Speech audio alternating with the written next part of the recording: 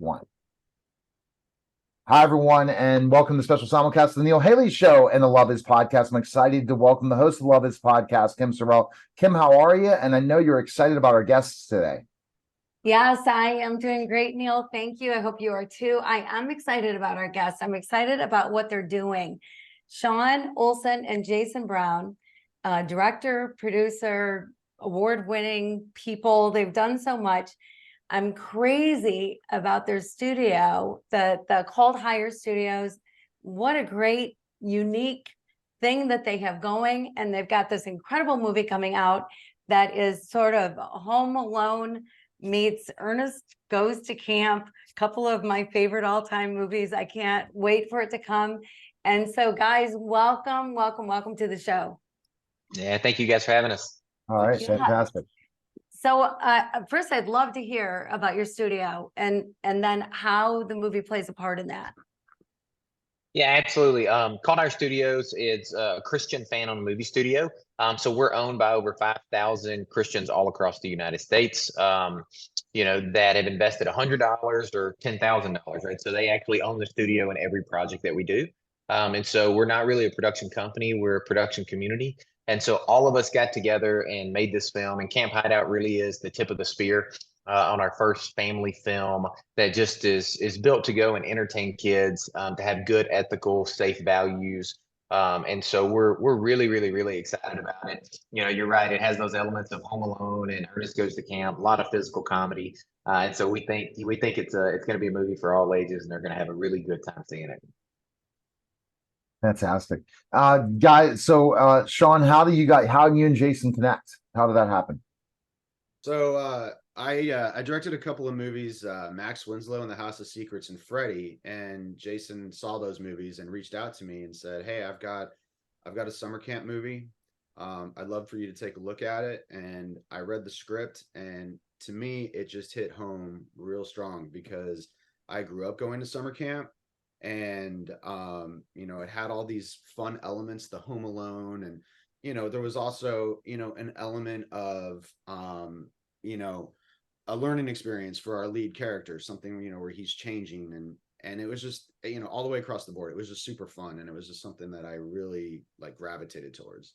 Yeah, I can totally understand that. I mean, you've got this curmudgeon of a guy who owns the camp. You've got this compassionate, wonderful guy who's running the camp. You've got this juvenile delinquent, this kid who's gotten in trouble for stealing, can be in a detention center somewhere or has to go to camp instead. It's like all the elements put together with these robbers and everything going on. It had to be a fun script to read, certainly a fun movie to do. And then you got Christopher Lloyd from Back to the Future, we all know, and Corbin Bleu from High School Musical and the other millions of things that he's done. And it had to be so fun to make. What was the process like making the film? I mean, it was incredible. Working with those two, especially when I found out Christopher Lloyd was going to be a part of the movie, we were scouting our locations and everything. And it was just what better person to kind of bring to life that character? He's such a larger than life figure. He is the kindest, person to work with.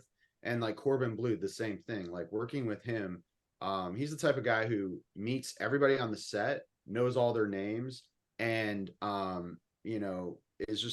he's a great mentor for our younger cast as well. And so there was a parallel between his character and then him in real life, as far as mentoring the younger people. So it was a complete blast. We had a great time. That sounds like it. And it's putting them all together, right? Getting them all on set, how that works together. How do you build that kind of camaraderie to make sure that the cast works out really well? I mean, go ahead, Jason. No, I was just going to say, I was going to kind of throw it your way, Sean, in the sense that I think it takes a really good director, right? Because the director is the captain of the ship on set, and Sean has a great knack for storytelling, but he also has a great knack for working with kids and actors. So I think it starts there, and then the culture kind of permeates through the entire set. At the end of the day, we just had really good people, right? We had a really talented cast that was giving, right? They were giving to each other. We had a really talented crew. Jennifer Badger and our stunt coordinator. I mean, we had some crazy stunts on this movie, that the kids were doing. I will say we probably had way too much fun making the movie, Sean, because we would say, oh, we got to try that, right? Or hey, we got to test that zip line and make sure it works. So the producers, we got to have a lot of fun as well. But it was really fun, to make sure all the circus got underneath the tent at the same time, and it came together. So, but I'll say Sean had a big part in making sure that this thing, went off without a hitch. Yeah, well, Sean's a talented guy, so I'm sure it was wonderful working with him, and Jason, you too. You guys, it is amazing how the leadership has so much to do with the culture, right? With what happens on the set, and how happy people are and how much fun you have together. But all of that put together has made not just a great film, but a great message. So what is it that you're hoping people get out of this film? John, you want that one? Yeah, I'll take that one. I'm like, should we go? I think, there's that message of it's never too late, and our Noah character, as he's a juvenile delinquent. He's stealing, he's working with these bad guys. Everything that he's doing is in the wrong direction, and he feels completely alone. And he comes to this camp and he realizes that there are people there that will support him and help him. And it's about family. It's never too late to ask for help. It's people have your back. It's about unconditional love. I mean, there's so many aspects to, because it's not just a Home Alone type story. It like the themes play such a huge part in this film. And I think that's what makes the movie different from other films, is the thematic aspect of it, the lessons to be learned from Corbin Blue's character, Jake. Yeah, absolutely. I think I would go on top of that and say that I think if you're a family that just wants to go and have a good time, you want safe content. You want a theatrical experience where your kids are going to laugh, you're going to have a good time, but at the end of the day, your kids are going to walk out and they're going to learn something about loyalty. They're going to learn something about friendship. They're going to learn something about unconditional love at the same time of just having a hilarious time. I think that's what I hope that people get out of this film, and and also see the faith elements that are undertoned throughout the movie.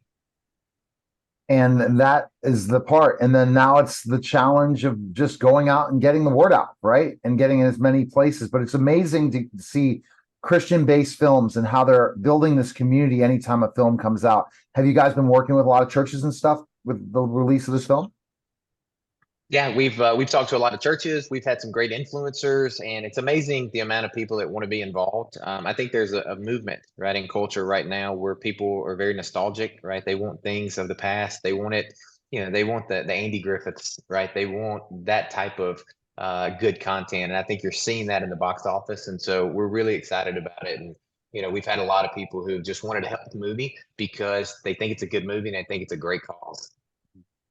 Yeah, I love that. I love that. And on top of it, you have a podcast that is fantastic. The Worst Day, Best Day podcast, which is also great. Everything that you seem to be doing with your studio, like what is your next project, or what are the overall goals for the studio? Well, the overall goal of the studio is to really just make films, right, that go and spread the gospel. And so that's our underlying mission. We're really excited about our next film. We optioned the life rants of Ann Byler, and Ann is the founder of Auntie Anne's Pretzels. And so global brand, I always joke and say she calls me to put on 10 or 15 pounds, because every time I walk by a mall or an airport, my kids will not let me pass it without buying a couple buckets of pretzels. And they're so good. But Anne has a phenomenal story. And so we're excited to take her life story and turn that into a movie. She's an author and a speaker and really out there in the world, and, has a lot to say. And so we think people are really going to resonate with her story. So you're in that process of casting that stuff, right? Not yet, right? Who's going to play who? And right now we're in pre-production. We're in the script phase. And so we're hoping to get that one done. And hopefully we'll go into production probably in the next 12 months on that film. Fantastic. And I guess the anything that you guys learned from this film that was different than other films, either of you kind of want to share that, because we all learn something new every time we have an experience. Wow, that's a good question. Jason. I always joke and say that, after I make a movie, I literally say, I'm never making another movie again because it's so hard and it's so time consuming. But then at the end of the day, that fades and you actually get to see the finished product. And then, the fire gets reignited. And that happens every time I make a movie. And so, we wanted to bring that experience to other people. And that's why we created the crowdfunded studio. But, I think for me, it's patience and movie making is a team sport, right? It takes a lot of people with a lot of different talents and a lot of different, things that they bring to the table to make a film. And I think this movie parallels that because all these kids bring different talents, they bring different perspectives, and those are the things that I think our society needs today, right? Are different perspectives and working together. And so I think it's a great commentary on what's going on, and Sean did a really good job with that. Yeah, I think that the big takeaway for me was to have such a great support system. You can't, just like Jason said, you can't do it alone. And both Jason and Phil provided such a fantastic support system for the movie. They brought in a lot of really, really good talent behind the camera that, worked really, really hard to make this movie. A lot of people put a lot of heart into the movie, and it really, really shows.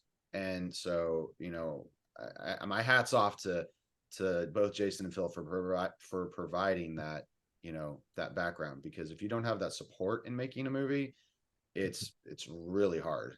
I mean, Well, it's and already it's not, hard, but it's yeah, really, no kidding. Well, yeah. and it's not just the support, but it's really great quality support. Yeah. Christian movies have changed so much. They used to be kind of cheesy, and now they are as good or better than anything else that you're going to see in the theaters. And I love that. I love that Christian movies have come so far. Christian programming in general have just come so far. It's something that I've always felt like, we're doing it for the Lord. It should be the best. Like, we should be giving the best that we can in every area, including movies and TV shows. And so now it's wonderful to see. How does it feel to be part of that, to be part of the big shift in Christian entertainment? It feels pretty Sure. incredible. Yeah, absolutely. I'll echo what Sean says. It feels really amazing to be part of a culture shift. We get to do our part. So yeah, we're really, really, really excited, about the journey. Fantastic. Now, Kim, you have a quick question with only amount of time about love. You can try to speed that question up so we can get that love question to find out from those two. Okay, all right, I'll do it really fast. So you guys, I lived this year, this eat, pray, love kind of a year. I lived in Haiti, looking for the true meaning of love. I used 1 Corinthians 13, love is patient, love is kind, as a roadmap to find out the real meaning of love. I was chased by a motorcycle gang, got lost on a mountain. I mean, it was crazy stuff happened. But what I found out about love just rocked my world. And the word love was mentioned by you guys earlier when it came to this movie. How does love play a role in the film and in what you do? Mm. I really think it comes down to family and love, and really, like within this specific movie, it's about, the unconditional love aspect, the fact that, well, I'm repeating myself. I was going to say it's never too late, but it's, I don't know. It's such a big part of the movie, as far as our lead character and all these characters, the Selena character, the Jake character, they love Noah and they want to make sure that he succeeds. And the same with Falco, even though he's kind of a crazy character, you actually see that he has a heart.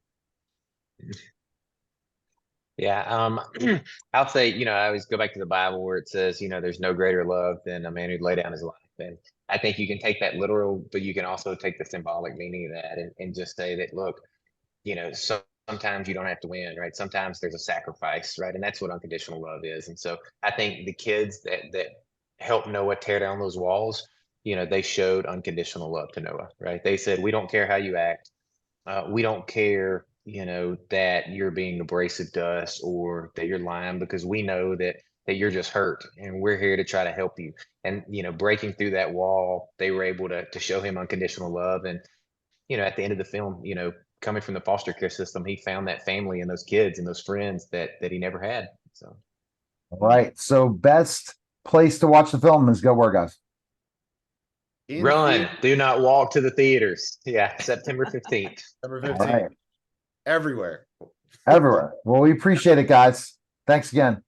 Thank you so Yeah, much. for Neil, having Kim, us. thank you guys. All right, guys. That was a special simulcast of the Neil Haley Show and the Love Is Podcast. Take care.